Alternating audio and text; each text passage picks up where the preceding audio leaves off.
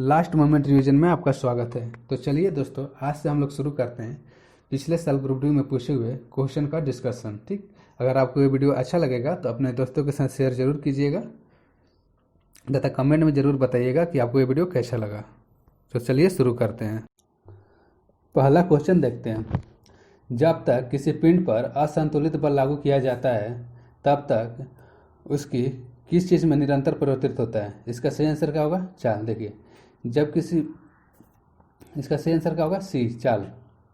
देखिए, जब किसी पिंड पर असंतुलित बल लागू किया जाता है तो उसके चाल में क्या होता है? निरंतर परिवर्तन होता रहता है। ठीक, चाल बराबर क्या होता है? देखिए, चाल बराबर होता है दूरी बटा समय। चाल बराबर क्या होता है? दूरी बटा समय होता है। देखिए, चाल कैसा राशि है? चाल अदिश राशि है। चाल किस तरह का राशि है? चाल एक अदिश राशि है। ठीक, देखिए, दूरी का सही मात्रक क्या होता है? दूरी का सही मात्रक मीटर होता है। समय का सही मात्रक क्या होता है? सेकेंड होता है। इसलिए इसका चाल का ऐसा यूनिट क्या हो जाएगा? मीटर पर सेकेंड। ठीक है, नेक्स्ट क्वेश्चन देखते हैं। ट्रैफिक को नियंत्रित करने के लिए रोबोट का उपयोग करने वाला भारत का पहला शहर का नाम बताएं। देखिए, इसका सही आंसर क्या होगा? डी, इंदौर जो शहर है, ट्रैफिक को नियंत्रित करने के लिए रोबोट का उपयोग करने वाला भारत का पहला शहर है। देखिए, इंदौर के बारे में एक क्वेश्चन और पूछता है। जो इंदौर है भारत का सबसे स्वच्छ शहर है। भारत का सबसे स्वच्छ शहर है। ठीक है, अगर यही क्वेश्चन पूछते हैं कि भारत का सबसे गंदा शहर, भारत का सबसे गंदा शहर, तो इसका आंसर क्या हो जाएगा? पटना। ठीक है, अभी 2020 के सर्वेक्षण के अनुसार, 2020 के सर्वेक्षण के अनुसार। नेक्स्ट क्वेश्चन देखते हैं। देखिए, यहाँ पर तीसरा नंबर क्वेश्चन में, फिल्म पद्मावत में अलाउद्दीन खिलजी का किरदार किसने निभाया था? देखिए, पहला तो पद्मावत के डायरेक्टर कौन थे? पद्मावत के डायरेक्टर है संजय लीला भंसाली। संजय लीला भंसाली डायरेक्टर कौन है? संजय लीला भंसाली। देखिए, इसमें अलाउद्दीन खिलजी का किरदार किसने निभाया था? इसका सही आंसर क्या होगा? रणवीर सिंह ने निभाया था। ठीक, देखिए, अलाउद्दीन खिलजी किस वंश से संबंध रखता था? खिलजी वंश से। ठीक है, और खिलजी वंश का संस्थापक कौन था? खिलजी वंश का संस्थापक कौन था? जलालुद्दीन खिलजी। जलालुद्दीन खिलजी था। ठीक है, आई होप आप तो इतना समझ गए होंगे। नेक्स्ट क्वेश्चन देखते हैं। उस व्यक्ति को चुने जो एक समान समूह से संबंधित न हो। देखिए, Albert Einstein, Thomas Edison, Alexander Graham Bell और विराट कोहली। देखिए, विराट कोहली क्या है? विराट कोहली एक खिलाड़ी है, क्रिकेट खेलता है। बाकी सब क्या है? बाकी सब साइंटिस्ट हैं। देखिए, अल्बर्ट आइंस्टीन के बारे में क्वेश्चन पूछता है कि अल्बर्ट आइंस्टीन को नोबेल कब मिला था? तो इसका सही आंसर क्या होगा? अल्बर्ट आइंस्टीन को नोबेल कब मिला था? 1921 में मिला था। किस किस खोज के लिए मिला था? प्रकाश विद्युत उपयोग के लिए, प्रकाश विद्युत प्रभाव के लिए। ठीक है, इनको मिला था। थॉमस अल्वा एडिसन ने किस चीज़ का आविष्कार किया था? ये बल्ब के आविष्कारक के रूप में जाने जाते हैं। और अलेक्जेंडर ग्राहम बेल, इन्होंने टेलीफोन का आविष्कार किया था। ठीक है, ये देखिए, इसमें कौन सबसे अलग है? विराट कोहली अलग है। अल्बर्ट आइंस्टीन कौन थे? साइंटिस्ट थे, उन्होंने प्रकाश विद्युत प्रभाव को खोज किया था 1921 में, इसके लिए उनको नोबेल मिला था। ठीक है, थॉमस एल्वा एडिसन ने बल्ब का आविष्कार किया था, अलेक्जेंडर ग्राहम बेल ने टेलीफोन का आविष्कार किया था। नेक्स्ट क्वेश्चन देखते हैं। देखिए, जब कोई वस्तु वृत्तीय पथ पर गति करती है तो घूर्णन करती हुई वस्तु पर केंद्र को लगने वाला बल क्या कहलाता है? देखिए, माना कि वृत्तीय गति है। ठीक है, और जब कोई व्यक्ति इस पर गति करता है तो केंद्र को लगने वाला बल, ठीक, इस तरफ लगने वाला बल क्या कहा जाता है? इसको कहा जाता है अभिकेंद्रीय बल। देखिए, जो केंद्र की ओर लगता है, किधर? केंद्र की ओर लगने वाले बल को क्या कहा जाता है? अभिकेंद्रीय बल कहा जाता है। ठीक है, अभिकेंद्रीय बल का सूत्र क्या होता है? फॉर्मूला F बराबर होता है mv x²/r। ठीक, जहाँ पर r क्या होता है? त्रिज्या होता है, r त्रिज्या होता है, और m क्या होता है? वस्तु का द्रव्यमान होता है, और v क्या होता है? वस्तु की चाल। वस्तु की चाल।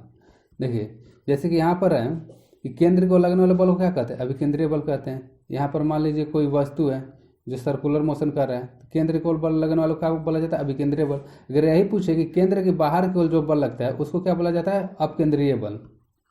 अपकेंद्रीय बल, उसको क्या बोला जाता है? अपकेंद्रीय बल। अपकेंद्रीय बल का उदाहरण क्या होता है? Washing machine. वॉशिंग मशीन किस सिद्धांत पर काम करता है? जो वॉशिंग मशीन होता है वो अपकेंद्रीय बल पर काम करता है। इसका और एग्जाम्पल क्या होगा? जैसे दूध से मलाई निकलना, दूध से मलाई निकलना। ठीक है, देखिए, जो अपकेंद्रीय बल होता है वो केंद्र से बाहर की ओर बल पर काम करता है। ठीक है, तो इसके एग्जाम्पल क्या होगा? वॉशिंग मशीन हो जाएगा। दूध से मलाई निकालना होगा इसका एग्जाम्पल। नेक्स्ट क्वेश्चन देखते हैं, छठा नंबर। निम्न में से किसे पर्वतों की रानी के नाम से जाना जाता है? इसका सही आंसर क्या होगा? कोडाईकनाल। ठीक, ये कहाँ पर पड़ता है? तमिलनाडु में पड़ता है। कहाँ पर पड़ता है? तमिलनाडु में पड़ता है। तमिलनाडु की राजधानी कहाँ है? चेन्नई है। नेक्स्ट क्वेश्चन देखते हैं, which of the following animals is warm blooded? इसमें 7वां क्वेश्चन में ये कह रहा है इनमें से कौन सा जानवर वार्म ब्लडेड है? देखिए वार्म ब्लडेड का मतलब क्या होता है? इसका हिंदी होता है नियत तापी। नियत तापी, नियत तापी होता है या समतापी होता है? समतापी होता है। देखिए नियत तापी कहने का मतलब क्या होता है? नियत तापी वैसे प्राणी होते हैं जिनके शरीर का तापमान वातावरण के ताप के अनुसार नहीं बदलता है। यानी इसका कहने का मतलब ये है शरीर का तापमान नियत रहता है। शरीर का तापमान क्या रहता है? नियत रहता है। शरीर का तापमान नियत रहता है, नियत रहता है। इनके शरीर के तापमान पर वातावरण का कोई प्रभाव नहीं पड़ता है। जैसे कि हम आपको एग्जाम्पल से समझाते हैं। जैसे कि हम लोग लेकिन मनुष्य का एग्जाम्पल लेते हैं। ठीक, हम लोगों का शरीर का टेम्परेचर कितना होता है? 37 डिग्री सेल्सियस होता है या 98.6 डिग्री फ़ारेनहाइट होता है। ठीक, तो कहने का मतलब ये है जैसे कि ठंडा हो गया, गर्मी हो गया। ठीक, ठंडा हो गया, गर्मी हो गया, बरसात हो गया। ठीक, अब किसी टेम्परेचर में मनुष्य के शरीर का टेम्परेचर मापिएगा, उसका हमेशा तापमान कितना रहेगा? इतना ही रहेगा, 37 डिग्री सेल्सियस रहेगा या फ़ारेनहाइट में 98.6 डिग्री फ़ारेनहाइट रहेगा। ठीक है, तो देखिए नियत तापी वैसे ही जंतु को कहा जाता है जिसके शरीर का तापमान वातावरण के तापमान पर निर्भर नहीं करता है। ठीक है, यानी उनका शरीर प्रत्येक मौसम में क्या रहता है? उनके शरीर का टेम्परेचर एक समान रहता है। देखिए नियत तापी के एग्जाम्पल कौन कौन आते हैं? नियत तापी के एग्जाम्पल आते हैं स्तनधारी। ठीक, स्तनधारी आते हैं और पक्षी वर्ग आते हैं। स्तनधारी और पक्षी वर्ग आते हैं। तो देखिए इसमें सही आंसर क्या होगा? पिजन। पिजन मीन्स क्या होता है? कबूतर। इसका आंसर क्या होगा? कबूतर। अगर यही कोल्ड ब्लडेड पूछा है, ठीक है, कोल्ड ब्लडेड। ठीक, कोल्ड ब्लडेड वैसे जंतु होते हैं जिनका तापमान पर्यावरण के तापमान पर निर्भर नहीं करता है। ठीक है, कोल्ड ब्लडेड किसे कहते हैं? इसको बोला जाता है अनियत तापी। अनियत तापी बोला जाता है। यानी कि इनके शरीर का जो टेम्परेचर होता है मौसम के अनुसार बदलते रहता है। ठीक है, मौसम के अनुसार बदलते रहता है, अनुसार बदलते रहता है। ठीक है, देखिए जो अनियमित तापी के एग्जाम्पल आते हैं इसमें क्या क्या आ जाता है? मत्स्य वर्ग आ जाता है। कौन कौन सा आ जाता है? मत्स्य वर्ग आते हैं। जितने भी मछली होते हैं अनियत तापी होते हैं। फिर उभयचर आ जाता है, उभयचर आ जाता है। फिर सरीसृप आ जाता है। ठीक है, सरीसृप आ जाता है। आई होप आपको ये समझ में आ गया होगा। तो इस सबसे इसका आंसर क्या होगा? पिजन होगा। ठीक है, क्रोकोडाइल क्या होगा? कोल्ड ब्लडेड होगा। फिश भी क्या होगा? कोल्ड ब्लडेड होगा। टोड भी क्या होगा? कोल्ड ब्लडेड होगा। देखिए नेक्स्ट क्वेश्चन देखते हैं 8 नंबर, निम्नलिखित में से कौन सा जानवर परागध्वनि उत्पन्न कर सकता है? ठीक है, इसको चलिए थोड़ा रब कर लेते हैं हम लोग। ठीक, देखिए यहाँ पे क्वेश्चन है निम्नलिखित में से कौन सा जानवर परागध्वनि उत्पन्न कर सकता है? ठीक, देखिए इसका आंसर देखते हैं।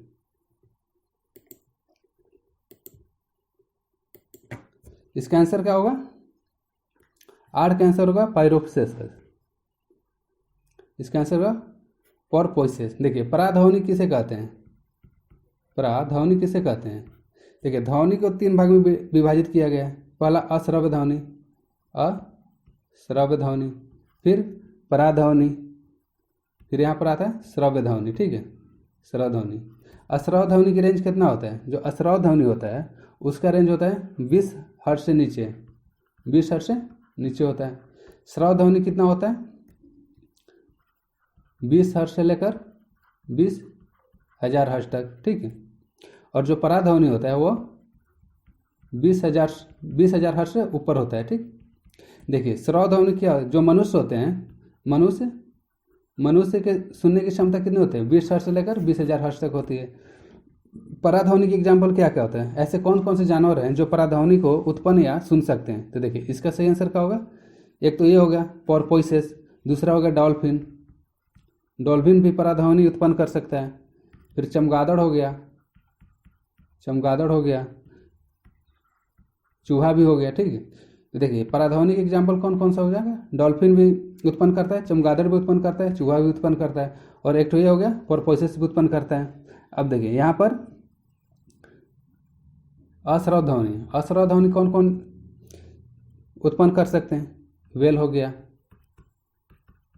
हाथी हो गया, ठीक है, इसका हम एग्जाम्पल बता रहे हैं। व्हेल हो गया, हाथी हो गया, गैंडा हो गया, ठीक है, गैंडा हो गया। तो देखिए आप लोग पराध्वनि के अलावा अश्रवध्वनि भी याद कर सकते हैं, ठीक है। अश्रवध्वनि कौन कौन उत्पन्न कर सकते हैं? व्हेल मछली कर सकते हैं, हाथी भी उत्पन्न कर सकते हैं और गैंडा भी उत्पन्न कर सकते हैं। नेक्स्ट क्वेश्चन देखते हैं।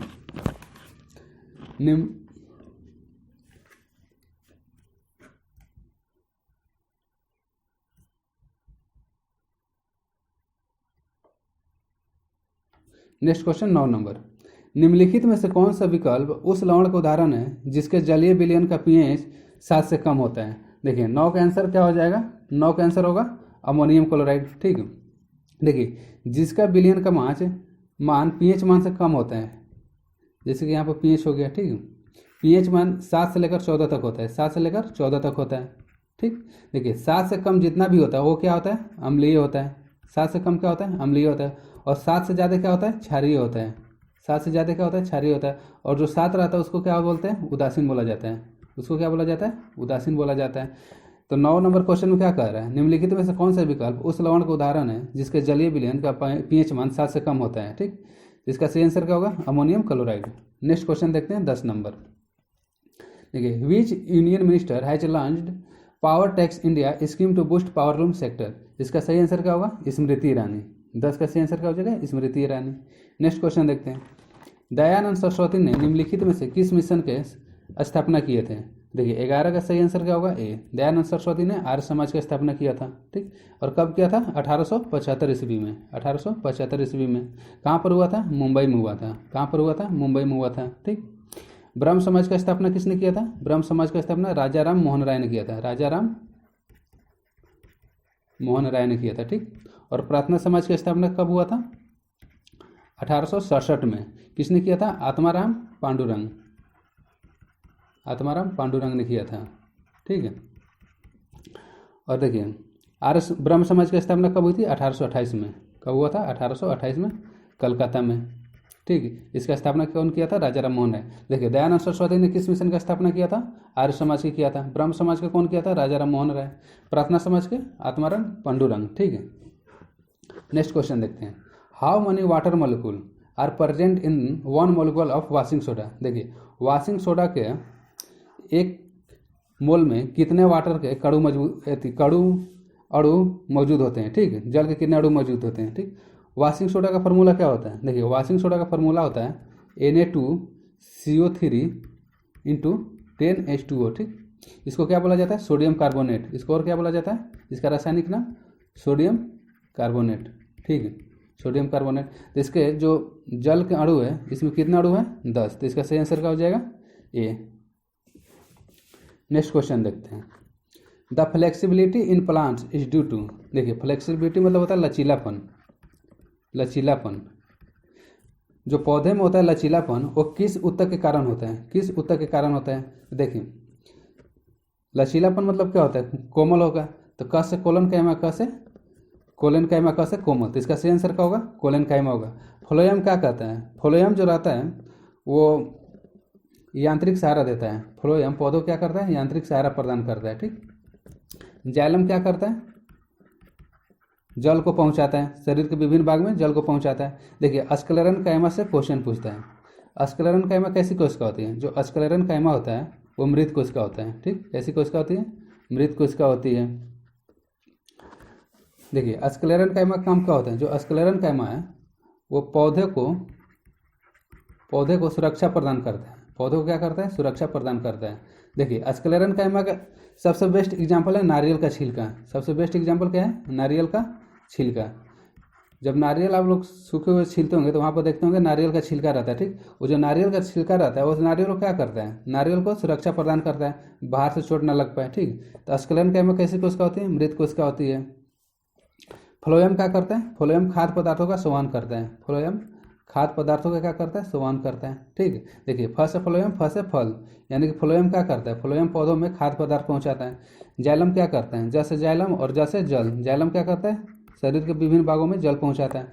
कोलन कायमा क्या करता है? शरीर को लचीलापन बनाता है, ठीक। आई होप आपको ये समझ में आ गया होगा। नेक्स्ट क्वेश्चन देखते हैं। निम्नलिखित में से कौन सा तत्व का रासायनिक प्रतीक लैटिन से लिया गया है, ठीक। देखिए इसका सिंपल है, 14 का आंसर क्या होगा? आयरन, ठीक, आयरन होगा। आयरन का परमाणु क्रमांक कितना होता है? आयरन का परमाणु क्रमांक होता है 26 होता है। ठीक, आयरन का एस के बारे में पूछता है, इसका एस क्या होता है? हेमेटाइट, हेमेटाइट एस हो गया, मैग्नेटाइट हो गया, मैग्नेटाइट हो गया, सीडेराइट हो गया। ठीक, सीडेराइट हो गया। कार्बन का परमाणु संख्या कितना होता है? 6 होता है। एल्युमिनियम का परमाणु संख्या कितना होता है? 13 होता है। क्लोरीन का परमाणु संख्या कितना होता है? 17 होता है। ठीक, क्लोरीन को Cl से दर्शाया जाता है, कार्बन को C से और एल्युमिनियम को Al से दर्शाया जाता है। देखिए नेक्स्ट क्वेश्चन देखते हैं 15 नंबर। द फर्टिलाइज्ड एज, ठीक, the fertilised egg the zygote gets implemented in the, यानी कहने का ये मतलब है जो निषेचित अंडे होते हैं, जो निषेचित अंडे होते हैं जिसको जाइगोट बोला जाता है, जिसको क्या बोला जाता है? जाइगोट बोला जाता है। ठीक है, क्या बोला जाता है? जाइगोट बोला जाता है। वो कहाँ पर प्रत्यारोपित होते हैं? तो देखिए इसका सही आंसर क्या होगा? यूटेरस होगा। यूटेरस का मतलब क्या होता है? गर्भाशय। यूटेरस का मतलब क्या होता है? गर्भाशय। देखिए जाइगोट होता क्या है? जाइगोट होता क्या होता है? क्या होता है? देखिए यहाँ पर मेल हो गया, यहाँ पर फीमेल हो गया। ठीक है, मेल का क्या रहता है? स्पर्म रहता है, इसको क्या बोला जाता है? बीजाणु बोला जाता है, सॉरी शुक्राणु बोला जाता है। ठीक है, ठीक, और फीमेल में क्या रहता है? ओव्यूम रहता है, ओव्यूम यानी कि अंडाणु। ठीक, देखिए जब ये दोनों मिलते हैं एक जगह पर उसको क्या बोला जाता है? Fertilisation, fertilisation. ठीक, फर्टिलाइजेशन यानी कि इसको क्या बोला जाता है? फर्टिलाइजेशन बोला जाता है। और जब फर्टिलाइजेशन होता है तो शुक्राणु और अंडाणु मिलकर किसका निर्माण करते हैं? जाइगोट का निर्माण करते हैं। किसका निर्माण करते हैं? जाइगोट का निर्माण करते हैं। ठीक है, देखिए अगर क्वेश्चन ये पूछे कि फर्टिलाइजेशन कहाँ होता है, तो फर्टिलाइजेशन कहाँ होता है? फैलोपियन ट्यूब में होता है। कहाँ पर होता है? फैलोपियन ट्यूब में होता है। ठीक है, फैलोपियन ट्यूब में होता है। ठीक, देखिए जैसे कि यहाँ पर डायग्राम से हम आपको समझाते हैं। ठीक, यहाँ पर डायग्राम से आपको अच्छे से समझ में आ जाएगा। ठीक है,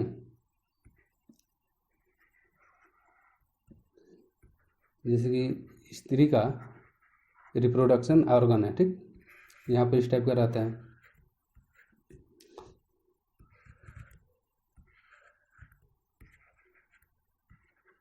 देखिए इसको क्या बोला जाता है? इसको बोला जाता है गर्भाशय। ये क्या है? गर्भाशय है। इसको क्या बोला जाता है? अंडाशय बोला जाता है। ठीक, इसको क्या बोला जाता है? अंडाशय बोला जाता है। ठीक, और ये क्या है? फैलोपियन ट्यूब है। ये क्या है? Fallopian tube. इसको क्या बोला जाता है? फैलोपियन ट्यूब बोला जाता है। ठीक, यहाँ पर फिंगर लाइक स्ट्रक्चर होता है। ठीक, इसको बोला जाता है, यहाँ पर ग्रीवा रहता है। यहाँ पर क्या रहता है? ग्रीवा रहता है। ठीक, यहाँ पर इसको क्या बोला जाता है? योनि बोला जाता है। इसको क्या बोला जाता है? योनि, यानी इसको इंग्लिश में वैजिना बोला जाता है, वैगिना। ठीक है, देखिए जब स्पर्म यहाँ से एंटर करता है तो यहाँ चलते चलते यहाँ से इधर आता है। ठीक, और यहाँ से अंडाणु निकल कर इधर आता है। यहाँ पर क्या होता है? यहाँ पर फर्टिलाइजेशन होता है। यहाँ पर क्या होता है? फर्टिलाइजेशन होता है। यहाँ पर शुक्राणु और अंडाणु मिलते हैं। ठीक, यहाँ पर शुक्राणु और अंडाणु मिलते हैं। ठीक, यहाँ पर देखिए जो फैलोपियन ट्यूब है, फैलोपियन ट्यूब पर क्या होता है? फैलोपियन ट्यूब पर फर्टिलाइजेशन होता है, फर्टिलाइजेशन होता है। ठीक, और जो यहाँ पे गर्भाशय है, देखिए ये एरिया होता है गर्भाशय वाला। ठीक है, यहाँ पर एरिया होता है गर्भाशय वाला। यहाँ पर क्या होता है? गर्भाशय में जब यहाँ पर फर्टिलाइजेशन होगा, जाइगोट का निर्माण हो जाता है। जाइगोट को यूग्मनजन बोला जाता है, यूग्मनज बोला जाता है। ठीक, जब जाइगोट का यहाँ पर निर्माण हो जाता है तो यहाँ पर आकर यहाँ पर जो गर्भाशय होता है यहाँ पर हो जाता है प्रतिस्थापित हो जाता है। ठीक, और यहीं पर जो भ्रूण रहता है यहीं पर भ्रूण बड़ा होता है, यहीं पर भ्रूण बड़ा होता है। ठीक, आई होप आपको ये समझ में आ गया होगा। ठीक, नेक्स्ट क्वेश्चन देखते हैं। निम्नलिखित में से किस अभिक्रिया में ऑक्सीजन हवा में मुक्त होती है? इसका सही आंसर क्या होगा? 16 का। देखिए 16 का सही आंसर होगा प्रकाश संश्लेषण। ठीक, प्रकाश संश्लेषण किसे कहते हैं? देखिए प्रकाश संश्लेषण सूर्य के प्रकाश की उपस्थिति में पौधों के पत्तियों द्वारा भोजन बनाने की क्रिया को कहा जाता है? प्रकाश संश्लेषण कहलाता है। ठीक, देखिए प्रकाश संश्लेषण का रासायनिक अभिक्रिया को किस प्रकार से दर्शाया जाता है? देखिए प्रकाश संश्लेषण में क्या क्या चाहिए? कार्बन डाइऑक्साइड चाहिए था, और क्या चाहिए होता है? H2O चाहिए होता है। ठीक, कितना H2O का मॉलिक्यूल रहता है? 12। ठीक, किसकी उपस्थिति में करता है? सूर्य के प्रकाश की उपस्थिति में करता है। ठीक, सूर्य के प्रकाश की स्थिति में करता है। और इसके लिए क्या चाहिए? क्लोरोफिल चाहिए। क्लोरोफिल पत्तियों में रहता है स्थित रह। ठीक, ये क्या बनाता है? ग्लूकोज बनाता है, C6H12O6 और प्लस में वाटर मॉलिक्यूल और प्लस ऑक्सीजन गैस। ठीक, ये होता है ग्लूकोज का। नेक्स्ट क्वेश्चन देखते हैं 17 नंबर। देखिए, धातु ऑक्साइड और हाइड्रोजन के निर्माण करने के लिए निम्नलिखित में से कौन सी धातु वाष्प के साथ अभिक्रिया करता है। देखिए, इसका सही आंसर क्या होगा, एल्युमिनियम। देखिए, ये क्वेश्चन आपको जानने के लिए सबसे पहले आपको सक्रियता श्रेणी याद करना पड़ेगा। ठीक है, देखिए यहाँ पर हम लोग सक्रियता श्रेणी लिखते हैं। ठीक, यहाँ पर हम धातुओं के सक्रियता श्रेणी लिखते हैं। ठीक, देखिए सक्रियता श्रेणी में सबसे पहले कौन सा आता है, सबसे पहले आता है पोटेशियम आता है, फिर कौन आता है, सोडियम आता है, फिर कौन आता है, calcium, magnesium, aluminium, zinc, iron, lead आता है, फिर आता है कॉपर आता है, फिर पारा आता है, फिर चांदी आता है, फिर सोना आता है। ठीक, देखिए आपको ये श्रेणी याद रखना पड़ेगा। अगर ये श्रेणी याद रहेगा तो आप इस टाइप के क्वेश्चन में कभी गलती नहीं कीजिएगा। ठीक है, तो देखिए क्वेश्चन क्या कर रहा है, धातु ऑक्साइड और हाइड्रोजन का निर्माण करने के लिए निम्नलिखित में से कौन सी धातु वाष्प के साथ अभिक्रिया करती है। देखिए, जो पोटेशियम, सोडियम और कैल्शियम होता है वो ठंडे जल के साथ भी अभिक्रिया कर लेते हैं।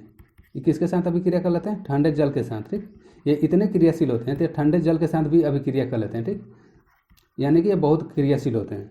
अब देखिए, जो मैग्नीशियम होता है वो गर्म पानी के साथ अभिक्रिया करता है। मैग्नीशियम किससे अभिक्रिया करता है, गर्म पानी के साथ। ठीक है, गर्म पानी के साथ अभिक्रिया करता है। अब देखिए, जो एल्युमिनियम हो गया, जिंक हो गया और आयरन हो गया, ये किसके साथ अभिक्रिया करते हैं, ये वाष्प के साथ। ठीक है, ये किसके साथ अभिक्रिया करते हैं, वाष्प के साथ अभिक्रिया करते हैं, वाष्प के साथ अभिक्रिया करते हैं। और देखिए, जो यहाँ से लेड से स्टार्ट होकर चांद सोना तक आता है वो पानी के साथ अभिक्रिया ही नहीं करते हैं। किसी भी तरह का पानी हो, चाहे ठंडा हो, चाहे गर्म हो, चाहे वाष्प के रूप में हो, जो पानी के साथ अभिक्रिया नहीं करते हैं। ठीक है, पानी के साथ अभिक्रिया नहीं करते हैं। तो इस अनुसार इसका आंसर क्या हो जाएगा, एल्युमिनियम हो जाएगा। इसके कहने का मतलब ये है कि सबसे क्रियाशील कौन है, सबसे क्रियाशील ऊपर वाला हो गया, सबसे क्रियाशील हो गया। सबसे क्रियाशील कौन हो गया, पोटेशियम हो गया। देखिए, क्वेश्चन ये भी पूछता है कि पोटेशियम को हमेशा केरोसिन तेल में डुबा क्यों रखा जाता है। देखिए, क्योंकि पोटेशियम जो होता है वो बहुत तीव्र गति से जल के साथ रिएक्शन कर लेता है। ठीक, इसलिए उसको केरोसिन तेल में डुबा कर रखा जाता है। और सबसे कम क्रियाशीलता कौन होगा, यहाँ पर इसके इस टाइप का क्रियाशीलता का इसका क्रम हो जाएगा। ठीक, यानी कि ये जो होगा सबसे कम क्रियाशील होगा, सबसे कम क्रियाशील होगा। ठीक, इसको हम लोग कह सकते हैं ये घटती क्रियाशीलता है, घटती क्रियाशीलता। ठीक है, आपको इतना कम से कम याद रखना चाहिए। ठीक, सबसे पहले कौन होता है, पोटेशियम होता है, फिर सोडियम होता है, फिर कैल्शियम होता है, मैग्नीशियम होता है, एल्युमिनियम होता है, जिंक होता है, आयरन होता है, लेड होता है, कॉपर होता है, फिर चांदी और सोना होता है। ठीक, जो ऊपर के तीन रहते हैं यहाँ से कैल्शियम तक वो ठंडे जल के साथ भी अभिक्रिया कर लेते हैं। और मैग्नीशियम किसके साथ अभिक्रिया करता है, गर्म पानी के साथ। और जो एल्युमिनियम, जिंक और आयरन होता है वो वाष्प के साथ अभिक्रिया करते हैं। और नीचे वाला जो होते हैं वो किसी के साथ किसी भी तरह का पानी में अभिक्रिया नहीं करते हैं। नेक्स्ट क्वेश्चन देखते हैं 18 नंबर। देखिए, यहाँ पर क्वेश्चन क्या है, generally the valency of electropositive element. ठीक, इसके कहने का मतलब ये है जो धन पॉजिटिव यानी कि धनात्मक। ठीक, जो धनात्मक एलिमेंट होते हैं, जो धनात्मक तत्व होते हैं उनके वैलेंसी, वैलेंसी मतलब क्या होता है, संयोजकता। ठीक, वैलेंसी मतलब क्या होता है, संयोजकता। देखिए, संयोजकता कहते किसको हैं, देखिए कोई भी इलेक्ट्रॉन जब अभिक्रिया करता है तो अष्टक पूरा करने के लिए जितने भी इलेक्ट्रॉन को या तो देता है या तो ग्रहण करता है उसको क्या बोला जाता है, संयोजकता बोला जाता है। ठीक, इलेक्ट्रॉन को ग्रहण करने के लिए, इलेक्ट्रॉन को ग्रहण करना या इलेक्ट्रॉन को देना। ठीक, इलेक्ट्रॉन को देना किसके लिए, अष्टक को पूरा करने के लिए, अष्टक को पूरा करने के लिए। ठीक, अष्टक को पूरा करने के लिए कोई भी परमाणु, कोई भी तत्व जितने भी इलेक्ट्रॉन को देता है या ग्रहण करता है उसको क्या बोला जाता है, संयोजकता बोला जाता है। ठीक, देखिए जो इलेक्ट्रोपॉजिटिव होता है उसका कितना होता है, 1 2 3 होता है। जैसे एग्जाम्पल के तौर पर हम लोग देख सकते हैं, जैसे कि सोडियम। ठीक, सोडियम का परमाणु संख्या कितना होता है, 11 होता है। ठीक, इसको अष्टक पूरा करने के लिए इसका कन्फिग्रेशन क्या होगा, इलेक्ट्रॉनिक कन्फिग्रेशन 2 होगा पहला सेल में, दूसरा का सेल में 8 होगा, तीसरा का सेल में 1 होगा। अब देखिए एक और एग्जाम्पल से समझते हैं, मैग्नीशियम हो गया। मैग्नीशियम कितना होता है, 12 होता है। इसका क्या हो जाएगा, 2 हो जाएगा, 8 हो जाएगा और 2 हो जाएगा। ठीक, और एल्युमिनियम देख लेते हैं। ठीक, एल्युमिनियम कितना होता है, 13 हो जाता है। ठीक, इसका क्या होगा, 2 होगा, 8 होगा और 3 होगा। देखिए जितने भी इलेक्ट्रोपॉजिटिव एलिमेंट होते हैं, इलेक्ट्रोपॉजिटिव एलिमेंट कौन से होते हैं, जितने भी धातु होते हैं, जितने भी धातु होते हैं वो कैसा एलिमेंट होते हैं, इलेक्ट्रोपॉजिटिव एलिमेंट होते हैं। यानी कि इसका कहने का मतलब ये है जितने भी धातु होते हैं वो विद्युत धनात्मक होते हैं। ठीक, विद्युत धनात्मक होते हैं। ठीक है, देखिए इसमें क्या है, पहला सेल में 2 है, दूसरा का में 8 है, तीसरा का में 1 है। ठीक। अगर यह इलेक्ट्रॉन किसी को दे देता है तो इसका अष्टक पूरा हो जाएगा ना, अष्टक पूरा हो जाएगा। लास्ट में देखिए कोई भी तत्व रहता है अष्टक तभी उसको पूरा माना जाता है जब उसके लास्ट में 8 इलेक्ट्रॉन हो। ठीक। अगर ये भी 2 इलेक्ट्रॉन दे देता है, अगर ये भी 2 इलेक्ट्रॉन दे देता है तो इसका भी अष्टक पूरा हो जाता है। ठीक। अगर ये 3 इलेक्ट्रॉन दे देता है तो इसका भी अष्टक पूरा हो जाता है। ठीक। तो संयोजकता किसे कहते हैं? जब भी अष्टक को पूरा करने के लिए इलेक्ट्रॉन को ग्रहण करना या इलेक्ट्रॉन को देना, उसको क्या बोला जाता है? संयोजकता बोला जाता है। ठीक है। नेक्स्ट क्वेश्चन देखते हैं। निम्नलिखित में से कौन सा न्यूटन की गति के तीसरे नियम का उदाहरण है? पहला में क्या दिया हुआ है? जब एक बस अचानक चलती होती है तब यात्रियों को पीछे को झटका लगता है। ये किसका उदाहरण है? ये जड़त्व का एग्जाम्पल है। ये किसका एग्जाम्पल है? जड़त्व का। जड़त्व न्यूटन कौन से गति को परिभाषित करता है? ये प्रथम नियम को परिभाषित करता है। ठीक। रॉकेट लॉन्च करना, देखिए रॉकेट लॉन्च करता है, देखिए जब कोई रॉकेट इस तरह से जाता है आसमान में तो उसके नीचे क्या लगाया जाता है? बल लगाया जाता है। तो जो न्यूटन की गति का तीसरा नियम क्या कहलाता है?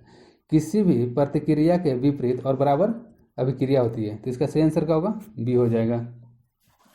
20 नंबर क्वेश्चन देखते हैं। A type of reproduction in which a part of A plant body develops into a new individual is called. देखिए इसका सही आंसर क्या होगा? Vegetative propagation. ठीक है। इसका हिंदी क्या होता है? कायिक प्रवर्धन। ठीक। देखिए कायिक प्रवर्धन का मतलब क्या होता है? देखिए इसका मतलब क्या होता है? जब कोई पौधा बीज के अलावा, ठीक, देखिए जब कोई पौधा बीज के अलावा पौधे के किसी अन्य भाग से भी नया तना विकसित करने की क्षमता रखता है, उसको क्या बोला जाता है? कायिक प्रवर्धन कहा जाता है। इसको आप लोग ऐसे समझ देखते हैं, पहले इसका हम लिख लेते हैं। ठीक। जब कोई पौधा बीज के अलावा, ठीक, बीज के अलावा पौधे के अन्य भाग से, ठीक, पौधे के अन्य भाग से नया पौधा उत्पन्न करने की क्षमता हो तो उसे क्या बोला जाता है? कायिक प्रवर्धन कहा जाता है। देखिए कायिक प्रवर्धन का मतलब क्या होता है? जब कोई पौधा बीज के अलावा, ठीक, बीज के अलावा भी, यानी कि उससे बीज से नया पौधा नहीं होगा, ठीक, बीज के अलावा पौधे के अन्य भाग से नया पौधा उत्पन्न करने की क्षमता को क्या बोला जाता है? कायिक प्रवर्धन बोला जाता है। इसको एग्जाम्पल से आप लोग समझ सकते हैं, जैसे कि आलू हो गया। ठीक। जरूरी नहीं है कि आप आलू कहीं रोपें तभी नया पौधा होगा। ठीक। देखिए जैसे आलू यहाँ पर रखा रहता है घर में, तो आप लोग देखते होंगे आलू में यहाँ पर कलिका उत्पन्न हो जाता है कि नहीं होता है? अगर आप इसको यहाँ इतना दूर काट के रोप सकते हैं तो वो भी नया पौधा बना देगा। ठीक। वो भी नया पौधा बना सकता है। अब जैसे कि गुलाब का फूल हो गया, ठीक, गुलाब के फूल हो गया। गुलाब के फूल में क्या होता है? गुलाब के फूल का जो होता है उसका हम लोग टहनी लगाते हैं, टहनी ला के रोप देते हैं, वो भी जम जाता है। जमता है कि नहीं जमता है? तो देखिए कायिक प्रवर्धन में वही होता है। बीज के अलावा शरीर के, पौधे के जो शरीर होता है, पौधे के जो अंग होता है, उसके विभिन्न भाग से भी अगर नया पौधा उत्पन्न करने की क्षमता हो तो उसको क्या बोला जाता है? कायिक परिवर्तन या वर्धी परिवर्तन बोला जाता है। देखिए इसका कुछ एग्जाम्पल होता है। इसका एग्जाम्पल क्या हो जाता है? केला हो जाता है, ठीक, संतरा हो जाता है, केला भी लगाया जाता है, संतरा भी लगाया जाता है, गुलाब का पौधा हो गया, चमेली हो गया। आप लोग ये एग्जाम्पल याद कर लीजिएगा। जितना भी एग्जाम्पल हम बताते हैं सारा का सारा एनसीईआरटी का है। ठीक। सारा का सारा किसका है? एनसीईआरटी का है। नेक्स्ट क्वेश्चन देखते हैं। 21 नंबर। देखिए सिनेमा के क्षेत्र में सर्वश्रेष्ठ प्रदर्शन के लिए प्रतिवर्ष अकादमी अवार्ड, जिसको ऑस्कर अवार्ड भी बोला जाता है, का आयोजन किस देश में होता है? इसका सही आंसर क्या होगा? यूएसए में होता है। यूएसए में कहाँ होता है? यूएसए में होता है लॉस एंजलिस में। यूएसए में क्या होता है? लॉस एंजलिस में होता है। ठीक। अब देखिए जो ऑस्कर अवार्ड है वो कब से दिया जाता है? ऑस्कर अवार्ड 1929 लिए दिया जाता है। ठीक। 1929 लिए दिया जाता है। अगर क्वेश्चन ये पूछे 2020 में जो ऑस्कर हुआ था, 2020 में कौन सा ऑस्कर हुआ था? 92वां ऑस्कर हुआ था। ठीक। इसमें सर्वश्रेष्ठ अभिनेता कौन था? सर्वश्रेष्ठ अभिनेता, देखिए इसमें सर्वश्रेष्ठ अभिनेता था जोक्विन फिनिक्स। कौन था? Joaquin Phoenix. 2020 का किस फिल्म के लिए? इसको जोकर फिल्म के लिए मिला था। ठीक। जोकर फिल्म के लिए मिला था। देखिए अगर क्वेश्चन पूछे कि 2020 का, ठीक, 2020 का यानी कि 92वां ऑस्कर का सर्वश्रेष्ठ फिल्म कौन था? तो सर्वश्रेष्ठ फिल्म कौन सा होगा? पैरासाइट। सर्वश्रेष्ठ फिल्म कौन था? पैरासाइट था। सर्वश्रेष्ठ फिल्म कौन था? पैरासाइट। इसके डायरेक्टर कौन थे? देखिए इसका डायरेक्टर का नाम भी पूछ सकते हैं। तो इनके डायरेक्टर थे वांग जुन हो, कौन थे इनके डायरेक्टर? वांग जुन हो। ठीक, देखिए जो वांग जुन हो है, जो वांग जुन हो हैं उनको 92वां ऑस्कर में सर्वश्रेष्ठ डायरेक्टर का भी अवार्ड मिला था, सर्वश्रेष्ठ निर्देशक का भी अवार्ड मिला था। ठीक है, तो आप लोग 92वां ऑस्कर से इतना याद कर सकते हैं। ऑस्कर का आयोजन कहाँ होता है? यूएसए में होता है। कब से दिया जाता है? 1929 में से दिया जाता है। यूएसए में कहाँ होता है? लॉस एंजलिस में होता है। ठीक, 2020 में कौन सा ऑस्कर हुआ था? 92वां ऑस्कर हुआ था। इसमें सर्वश्रेष्ठ अभिनेता किसको मिला था? सर्वश्रेष्ठ अभिनेता का पुरस्कार जोक्विन फिनिक्स का, जो जोकर फिल्म के हीरो हैं। ठीक, और सर्वश्रेष्ठ फिल्म कौन था? पैरासाइट। इसके डायरेक्टर कौन है? वांग जुन हो। ठीक है, और जो इनके डायरेक्टर है उनको क्या मिला था? सर्वश्रेष्ठ डायरेक्टर का प्राइज मिला था। नेक्स्ट क्वेश्चन देखते हैं, 22 नंबर। सप्तवर्षीय युद्ध किन दो देशों के बीच लड़ा गया था? देखिए इसका सही आंसर क्या होगा? इंग्लैंड और फ्रांस के बीच। कब लड़ा गया था? 1756 से 1763 ईसा पूर्व ईस्वी में। 1756 से लेकर 1763 ईस्वी के बीच में लड़ा गया था। किसके किसके बीच? इंग्लैंड और फ्रांस के बीच में। अब देखिए नेक्स्ट क्वेश्चन, पृथ्वी का द्रव्यमान कितना होता है? देखिए पृथ्वी का द्रव्यमान, पहले तो निगेटिव में कोई द्रव्यमान नहीं होता है, तो ए और सी ऐसे एलिमिनेट हो जाएगा। देखिए जो पृथ्वी का द्रव्यमान होता है वो कितना होता है? 6 गुना 10⁻²4। ठीक, कितना होता है? 6 गुना 10⁻24 किलोग्राम होता है। ठीक, अगर यही त्रिज्या पूछे तो इसका त्रिज्या कितना होता है? पृथ्वी की त्रिज्या होता है 6.37 गुने 10⁻6 मीटर, इसका पृथ्वी का त्रिज्या होता है। ठीक, नेक्स्ट क्वेश्चन देखते हैं।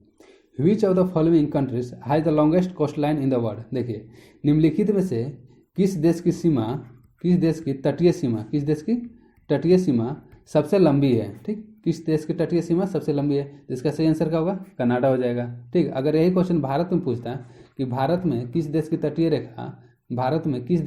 रेखा सबसे लंबी है? ठीक, तटीय रेखा सबसे लंबी है, इसका आंसर क्या हो जाएगा? गुजरात। भारत में सबसे लंबा किसका है? गुजरात। और सबसे छोटा किसका है? तटीय क्षेत्र गोवा का है। ठीक है, देखिए नॉर्वे को क्या कहा जाता है? नॉर्वे को बोला जाता है मध्य रात्रि का देश। नॉर्वे को क्या बोला जाता है? मध्य रात्रि का देश। मध्य रात्रि का देश किसको बोला जाता है? नॉर्वे को बोला जाता है। इंडोनेशिया के बारे में क्या क्वेश्चन पूछ सकते हैं? जो इंडोनेशिया है सबसे बड़ा द्वीप समूह है। क्या है? सबसे बड़ा द्वीप समूह है। सबसे बड़ा द्वीप समूह कौन सा है? इंडोनेशिया है। ठीक, ऑस्ट्रेलिया का है। ऑस्ट्रेलिया सबसे बड़ा महाद्वीप है। ऑस्ट्रेलिया का है सबसे बड़ा महाद्वीप है। ठीक, नेक्स्ट क्वेश्चन देखते हैं। In which of the following media does sound travel in the fastest? ठीक है, देखिए इनमें से कौन सा माध्यम होता है जिसमें ध्वनि सबसे तेज गति से यात्रा करता है? देखिए इसका सही आंसर क्या होगा? सॉलिड। जो ध्वनि का चाल होता है सबसे ज़्यादा किस में होता है? सबसे ज़्यादा। ठीक, देखिए सबसे ज़्यादा किस में होता है? सबसे ज़्यादा होता है ठोस में। ठीक, सबसे ज़्यादा किस में होता है? ठोस में होता है। उसके बाद किस में होता है? उसके बाद होता है द्रव में। ठीक है, और सबसे कम किस में होता है? गैस में। जो ध्वनि तरंग है निर्वात में यात्रा नहीं कर सकती, निर्वात में यात्रा नहीं कर सकती है। ठीक, निर्वात में यात्रा नहीं कर सकती है। देखिए क्वेश्चन एनसीईआरटी में पूछा हुआ है, एनसीईआरटी के अनुसार पूछता है कि 25 डिग्री सेल्सियस पर विभिन्न तत्व दिया रहेगा, उसमें पूछता है ध्वनि की चाल। देखिए 25 डिग्री सेल्सियस पर एल्युमिनियम में ध्वनि की चाल कितना होता है? इसका सही आंसर क्या होगा? 6020 मीटर पर सेकंड। ठीक, अगर यही पूछे जल में, जल यानी कि समुद्री जल में हम बता रहे हैं। ठीक, समुद्री जल में कितना होता है? समुद्री जल में हो जाता है 1531 मीटर पर सेकंड। ठीक, देखिए क्वेश्चन एक बार ये पूछा था कि किस गैस में ध्वनि का चाल सबसे अधिक होता है? तो किस गैस में होता है? हाइड्रोजन में। हाइड्रोजन में ध्वनि का चाल सबसे अधिक होता है। कितना होता है? 1284 मीटर पर सेकंड। ठीक, आई होप आपको इतना समझ में आ गया होगा। ठीक है, ध्वनि की चाल सबसे ज़्यादा किस में होती है? सबसे ज़्यादा ठोस में होती है, उसके बाद द्रव में होता है, उसके बाद गैस में होता है। ठीक, और निर्वात में ध्वनि जो होता है यात्रा नहीं कर सकता है। 25 डिग्री सेल्सियस पर एल्युमिनियम में ध्वनि की चाल कितना होता है? 6220 मीटर पर सेकंड। ठीक, तथा समुद्री जल में कितना होता है? 1531 मीटर पर सेकंड। तथा हाइड्रोजन में कितना होता है? 1284 मीटर पर सेकंड। ठीक, नेक्स्ट क्वेश्चन देखते हैं। वह पुरस्कार कौन सा है? ठीक, जो श्रमिकों को उनके विशिष्ट प्रदर्शन, नवाचार क्षमता, उत्पादकता और प्रदर्शन के क्षेत्र में असाधारण साहस और मानसिकता तत्परता में उत्कृष्ट योगदान के लिए दिया जाता है। इसका सही आंसर क्या होगा? श्रम पुरस्कार। द्रोणाचार्य पुरस्कार किसको दिया जाता है? जो देखिए जो द्रोणाचार्य पुरस्कार है वो कोच को दिया जाता है। ठीक, कोच को दिया जाता है। ठीक, देखिए क्वेश्चन ये भी पूछता है कि श्रम दिवस कब मनाया जाता है? अगर श्रम दिवस पूछ दे तो श्रम दिवस कब मनाया जाता है? लेबर डे 1 मई को मनाया जाता है। श्रम दिवस कब मनाया जाता है? 1 मई को मनाया जाता है। नेक्स्ट क्वेश्चन देखते हैं, 27 नंबर। देखिए भारतीय संसद का उच्च सदन किसे कहते हैं? भारतीय संसद का उच्च सदन किसे कहा जाता है? इसका सही आंसर क्या होगा? राज्यसभा। राज्यसभा को क्या बोला जाता है? उच्च सदन बोला जाता है। राज्यसभा को क्या बोला जाता है? उच्च सदन बोला जाता है। लोकसभा को क्या बोला जाता है? निम्न सदन बोला जाता है। ठीक। देखिए क्वेश्चन ये भी पूछता है कि जो राज्यसभा के सदस्य के लिए न्यूनतम आयु कितनी होनी चाहिए? न्यूनतम आयु कितनी होता है? देखिए जो राज्यसभा बनने के लिए न्यूनतम आयु है वो 30 वर्ष होता है। ठीक। और लोकसभा के लिए 25 वर्ष होता है। ठीक। नेक्स्ट क्वेश्चन देखते हैं। सत्यव्रत कादियान निम्न में से किस खेल से संबंधित है? देखिए इसका सही आंसर क्या होगा? कुश्ती। देखिए क्वेश्चन कभी मान लीजिए ये भी पूछा कि सत्यव्रत कादियान का शादी किसके साथ हुआ है, तो इसका सही आंसर क्या होगा? साक्षी मलिक। साक्षी मलिक के साथ इनका शादी हुआ है। नेक्स्ट क्वेश्चन देखते हैं। Which of the following can exist in the solid, liquid and gas? देखिए इसके कहने का मतलब है निम्नलिखित में से कौन सा तीनों फॉर्म में, ठीक, सॉलिड में भी, लिक्विड में भी और गैस में भी उत्पन्न रहती, मौजूद रहता है? तो इसका सही आंसर क्या होगा? अधातु। ठीक। इसका सही आंसर क्या हो जाएगा? 29 का डी हो जाएगा। देखिए जो अधातु है वो ठोस, द्रव एवं गैस तीनों रूप में पाया जाता है। देखिए ऐसा कौन सा धातु है जो द्रव के रूप में पाया जाता है? तो इसका सही आंसर क्या होगा? ब्रोमीन हो जाएगा। ठीक है, ब्रोमीन होगा।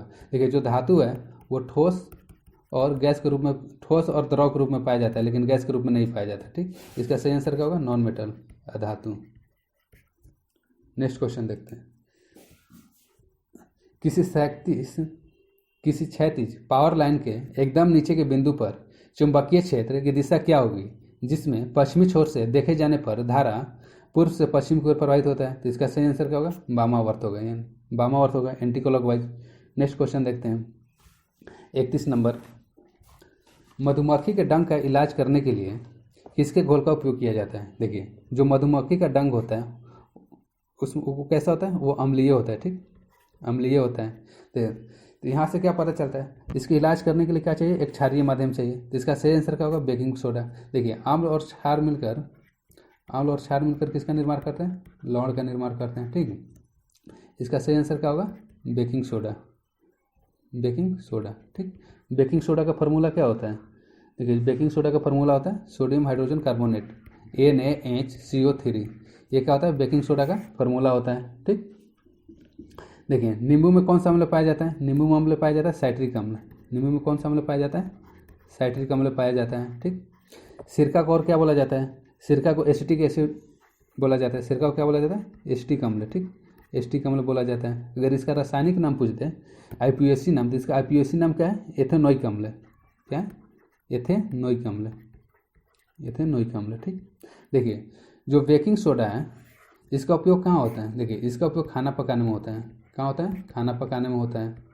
खाना पकाने के अलावा इसका उपयोग और कहाँ होता है? एंटासिड में, एंटासिड में होता है। ठीक। देखिए एंटासिड क्या होता है? एंटासिड उस प्रकार की दवा को बोला जाता है जो पेट की अम्लीयता को दूर करता है, पेट की अम्लीयता को दूर करता है। नेक्स्ट क्वेश्चन देखते हैं। निम्नलिखित में से कौन सा एक प्रश्नवेदी यौगिक है? देखिए 32 का सही आंसर क्या होगा? काली चूना। ठीक। काली चूना का सूत्र क्या होता है? CaO। इसका रासायनिक नाम क्या होता है? Calcium oxide. इसका रासायनिक नाम क्या होता है? Calcium oxide. ठीक। नेक्स्ट क्वेश्चन देखते हैं। जब एक गिलास पर रखे एक कार्ड को उंगली से धागा दिया जाता है तो उस पर रखा सिक्का गिलास में गिर जाता है। ठीक। यह कथन किस नियम को व्याख्यायित करता है? देखिए ऑप्शन में क्या है? न्यूटन का गति का तीसरा नियम। तीसरा नियम क्या बताता है? प्रत्येक क्रिया के विपरीत प्रतिक्रिया होता है। ठीक, प्रत्येक क्रिया के विपरीत और बराबर प्रतिक्रिया होता है। तो ये नहीं होगा। ऊर्जा संरक्षण का सिद्धांत, ये भी नहीं होगा। देखिए इसका सही आंसर क्या होगा? जड़त्व का नियम। जड़त्व का नियम क्या कहता है? ठीक, जड़त्व का नियम ये कहता है कि जब कोई वस्तु किसी स्थान पर है, माना कि एक ए नाम का वस्तु इस स्थान पर है, देखिए जो वस्तु जहाँ पर रहेगा वहीं पर रहेगा जब तक इस पर कोई बाह्य बल आरोपित नहीं किया जाता है। ठीक, इसका सही आंसर क्या होगा? जड़त्व का नियम। नेक्स्ट क्वेश्चन देखते हैं। निम्नलिखित में से कौन सा समूह से संबंधित नहीं है? देखिए 34 का सही आंसर क्या होगा? लोमड़ी। बाकी सब क्या? शाकाहारी है। बकरी भी शाकाहारी होता है, घोड़ा भी शाकाहारी होती है, जेबरा भी शाकाहारी होता है। ठीक, लेकिन लोमड़ी क्या होता है? मांसाहारी होता है। इस आधार पर दिया हुआ है। नेक्स्ट क्वेश्चन देखते हैं 35 number. Bombay stock exchange BSE किस वर्ष स्थापित किया गया था? तो इसका सही आंसर क्या होगा? 1875। सी होगा। 1875 में क्या हुआ था? बॉम्बे स्टॉक एक्सचेंज की स्थापना हुआ था। 36 नंबर क्वेश्चन देखते हैं। 3 बार पॉली उमरीगर पुरस्कार प्राप्त करने वाले पहले भारतीय क्रिकेटर कौन है? तो इसका सही आंसर क्या होगा? हम सबका प्रिय विराट कोहली। विराट कोहली 3 बार पॉली उमरीगर पुरस्कार प्राप्त कर चुके हैं। ठीक है, सचिन तेंदुलकर को भारत रत्न मिला था, कब मिला था? 2013 में उनको भारत रत्न मिला था सचिन तेंदुलकर को। ठीक है, नेक्स्ट क्वेश्चन देखते हैं 37 नंबर। परमाणु के भीतर न्यूट्रॉन तथा प्रोटॉन पर आरोपित बल क्या कहलाता है? देखिए, ये मान लीजिए कोई परमाणु हो गया। ठीक, परमाणु के अंदर क्या रहता है? नाभिक रहता है। नाभिक में क्या रहता है? प्रोटॉन और न्यूट्रॉन रहता है। ये दोनों किस बल से जुड़े रहते हैं? किस बल द्वारा जुड़े रहते हैं? नाभिकीय बल द्वारा। किस बल द्वारा? नाभिकीय बल द्वारा। तो इसका सही आंसर क्या होगा? डी। और देखिए, क्वेश्चन ये भी पूछता है जो प्रोटॉन और न्यूट्रॉन होते हैं उनको संयुक्त रूप से क्या बोला जाता है? इनको संयुक्त रूप से न्यूक्लियन बोला जाता है। क्या बोला जाता है? न्यूक्लियन बोला जाता है। ठीक, देखिए, न्यूट्रॉन का खोज कौन किया था? न्यूट्रॉन के खोज किए थे चैडविक किया था। न्यूट्रॉन की खोज कौन किए थे? चैडविक किए थे। ठीक, प्रोटॉन का खोज कौन किया था? प्रोटॉन की खोज गोल्डस्टीन किए थे। प्रोटॉन का खोज कौन किया था? गोल्डस्टीन किए थे। ठीक, अगर प्रोटॉन का खोज कौन किया था? गोल्डस्टीन किया था। न्यूट्रॉन का कौन किया था? चैडविक किया था। और इलेक्ट्रॉन का खोज कौन किया था? थॉमसन ने किया था। ठीक, नेक्स्ट क्वेश्चन देखते हैं 38 नंबर। कौन सा ऊतक पौधों को कठोर एवं दृढ़ बनाता है? देखिए, क्वेश्चन रिपीट हुआ। इसका सही आंसर क्या होगा? स्क्लेरेनकाइमा। स्क्लेरेनकाइमा कैसी कोशिका है? मृत कोशिका होती है। कैसी कोशिका होती है? मृत कोशिका होती है। कोलनकाइमा क्या करते हैं? कोलनकाइमा लचीलापन बनाते हैं। लचीलापन, ठीक, लचीलापन प्रदान करते हैं, यानी कि फ्लेक्सिबिलिटी प्रदान करते हैं। पैरेन्काइमा क्या करता है? पैरेन्काइमा यांत्रिक सहारा देता है। ठीक, जाइलम क्या करता है? देखिए, जो जाइलम है वो पौधों में जल को विभिन्न भाग तक पहुंचाता है। इसका सही आंसर क्या होगा? स्क्लेरेनकाइमा। स्क्लेरेनकाइमा कैसा होता है? कठोर और दृढ़ होता है और मृत भी कोशिका होता है। इसका एक एग्जाम्पल हम बताते हैं। इसका एग्जाम्पल क्या होता है? जैसे नारियल का छिलका हो गया, कोई भी पेड़ पौधा का जो भी छिलका होता है किसका एग्जाम्पल होता है? स्क्लेरेनकाइमा का होता है। ठीक है, नेक्स्ट क्वेश्चन देखते हैं। निम्नलिखित में से मत्स्य वर्ग की विशेषता क्या नहीं है? देखिए, 39 का सही आंसर क्या होगा? डी। मत्स्य वर्ग में स्यूडोक्लोम की उपस्थिति नहीं होती है। नेक्स्ट क्वेश्चन देखते हैं। देखिए, मनुष्यों में पाए जाने वाला प्लेसेंटा ऊतक द्वारा निम्न में से कौन सा काम किया जाता है? देखिए, इसका सही आंसर क्या होगा? देखिए, भ्रूण से अपशिष्टों को बाहर निकालना, ये भी सही है। भ्रूण को पोषण प्रदान करना, ये भी सही है। इस अनुसार क्या होगा? भ्रूण को अपशिष्टों को बाहर निकालना और भ्रूण को पोषण प्रदान करना। इसका क्या होगा? आंसर डी होगा। ठीक है, प्लेसेंटा को और क्या बोला जाता है? प्लेसेंटा को बोला जाता है गर्भनाल। प्लेसेंटा को क्या बोला जाता है? गर्भनाल बोला जाता है। नेक्स्ट क्वेश्चन देखते हैं। पुस्तक a book of light when a loved one has a different minds के लेखक कौन है? इसका सही आंसर क्या होगा? 41 का सही आंसर होगा Jerry Pinto. A number, Jerry Pinto. Next question देखते हैं। देखिए, रक्त में शर्करा के स्तर में वृद्धि का पता किसकी कोशिकाओं द्वारा चलता है? इसका सही आंसर क्या होगा? डी, अग्नाशय। ठीक, देखिए, अग्नाशय कैसी ग्रंथि है? अग्नाशय मिश्रित ग्रंथि है। ठीक, मिश्रित ग्रंथि कहने का मतलब क्या है? मिश्रित ग्रंथि उस ग्रंथि को कहा जाता है जो हार्मोन और एंजाइम दोनों का स्त्रावन करती है। ठीक, देखिए, अग्नाशय जो रहता है कौन सा हार्मोन का? ये इंसुलिन को स्रावित करता है।